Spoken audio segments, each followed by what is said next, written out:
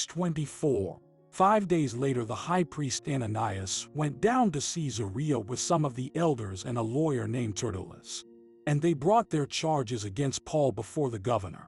When Paul was called in, Tertullus presented his case before Felix.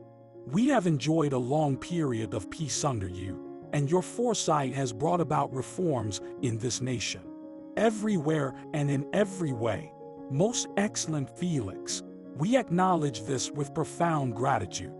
But in order not to weary you further, I would request that you be kind enough to hear us briefly. We have found this man to be a troublemaker, stirring up riots among the Jews all over the world. He is a ringleader of the Nazarene sect and even tried to desecrate the temple. So we seized him. By examining him yourself, you will be able to learn the truth about all these charges we are bringing against him." The other Jews joined in the accusation, asserting that these things were true. When the governor motioned for him to speak, Paul replied, "I know that for a number of years you have been a judge over this nation, so I gladly make my defense. You can easily verify that no more than 12 days ago I went up to Jerusalem to worship. My accusers did not find me arguing with anyone at the temple, or stirring up a crowd in the synagogues or anywhere else in the city. And they cannot prove to you the charges they are now making against me. However, I admit that I worship the God of our ancestors as a follower of the way, which they call a sect. I believe everything that is in accordance with the law and that is written in the prophets. And I have the same hope in God as these men themselves have, that there will be a resurrection of both the righteous and the wicked. So I strive always to keep my conscience clear before God and man. After an absence of several years, I came to Jerusalem to bring my people gifts for the poll and to present offerings. I was ceremonially clean when they found me in the temple courts doing this.